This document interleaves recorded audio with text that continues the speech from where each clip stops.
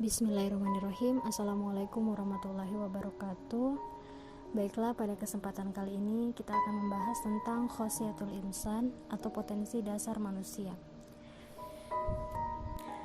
Setiap manusia telah dititipkan potensi dasar atau sesuatu yang diberikan oleh Allah pada dirinya sejak lahir hingga nanti kelak kembali kepada Allah. Memahami berbagai potensi ini yang selalu mempengaruhi diri dan kehidupan kita sendiri adalah hal yang sangat penting agar kita memahami jelas siapa manusia. Setidaknya ada 3 potensi yang Allah berikan pada diri manusia, yaitu yang pertama hajatul udhuwiyah atau keperluan jasmani, kemudian yang kedua akal, dan yang ketiga ada gorizoh atau naluri. Kita akan bahas satu persatu, tapi mungkin untuk kesempatan kali ini hajatul udhuwiyah dan akal. Yang pertama adalah hajatul udhuwiyah atau keperluan jasmani. Semua manusia memiliki keperluan jasmani yang harus dipenuhi. Keperluan dasar ini timbul akibat metabolisme dan kerja struktur organ tubuh manusia. Artinya, rangsangan pemenuhannya itu berasal dari dalam diri kita. Nah, jika keperluan mendasar ini tidak dipenuhi, maka tubuhnya akan mengalami gangguan dan bisa mengakibatkan kerusakan, bahkan kematian. Misalnya, rasa lapar, rasa haus, tidur, buang hajat, dan lain-lain. Apabila seseorang tidak memenuhi kebutuhannya akan rasa lapar terus-menerus, maka akan mengakibatkan sakit bahkan kematian. Bila seseorang mengalami gangguan dengan pencernaan, misal tidak dapat buang air besar, maka akan mengalami sakit perut dan mual. Ketika kebutuhannya akan tidur tidak dipenuhi, dia bisa mengalami sakit kepala bahkan kematian. Oleh karena itu, manusia tidak boleh menganiaya dirinya dengan mengabaikan keperluan jasmani ini, maka wajib untuk dipenuhi. Akan tetapi, pemenuhannya harus dilakukan dengan cara yang sahih. Jika dilakukan dengan cara yang batil, maka akan berdosa. Sebab Allah sebagai pencipta yang menciptakan keperluan jasmani atau hajatul asasiyah tentu memberikan petunjuk bagaimana pemenuhannya yang benar. Misal, untuk memenuhi rasa lapar dan haus, maka cara yang sahih diperintahkan oleh Allah adalah dengan bekerja, bukan mencuri. Begitu pula dengan kebutuhan-kebutuhan yang lainnya. Untuk buang hajat, Allah pun memerintahkan cara-cara yang benar. Misalnya, cara bersuci dari hadas kecil dan hadas besar. Kita pun diberikan perincian makanan dan minuman apa yang boleh dikonsumsi, lengkap dengan adab-adab yang dicontohkan oleh Rasulullah, serta takarannya.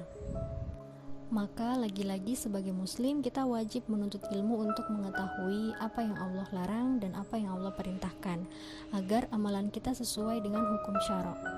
Kita wajib mengetahui mana cara yang batil atau keliru, mana cara yang sahih atau benar dalam Islam untuk memenuhi kebutuhan jasmani. Sebab sebagai seorang muslim perbuatan kita harus terikat dengan hukum Allah. Hingga akan ditemukan bahwa sikap seorang muslim itu adalah berhati-hati mencari jenis pekerjaan yang halal, makanan yang halal, bagaimana cara mengolahnya. Manusia akan otomatis mencari tahu bagaimana cara yang sahih dalam buang hajat, bagaimana istirahat, dan seterusnya.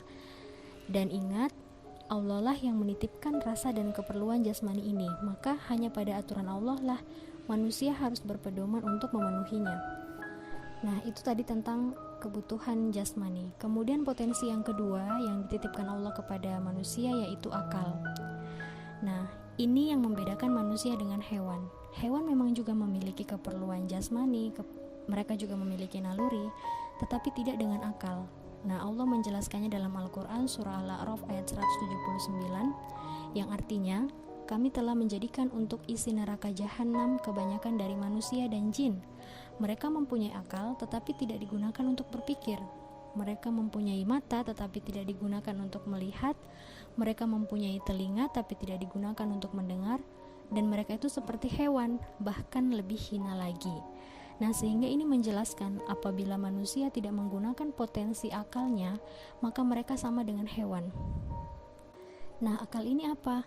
Kata akal ini berasal dari bahasa Arab, al-aql, yaitu sama dengan al-idrak dan al-fikr. Meskipun hewan juga memiliki otak, ya, tapi ia tidak memiliki khosiat untuk menghasilkan sebuah pemikiran atau akal. Dia tidak memiliki khosiat untuk mengasosiasikan realitas dengan informasi, sehingga ia tidak mampu berpikir, tidak mampu diajari tingkah laku yang baik dan sopan, meskipun mereka memiliki otak. Nah, sementara otak manusia itu diberikan khosiat untuk mengasosiasikan realitas dengan informasi, sehingga mereka dapat berpikir dan menghasilkan sebuah perbuatan dari hasil pemikiran itu. Nah, karena itulah manusia dibebankan hukum sementara hewan tidak, sebab mereka memiliki potensi untuk berpikir.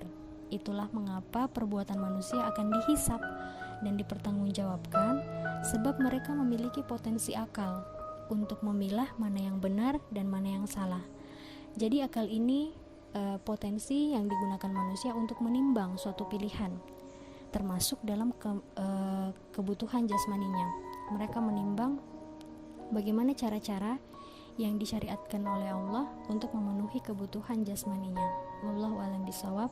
Assalamualaikum warahmatullahi wabarakatuh.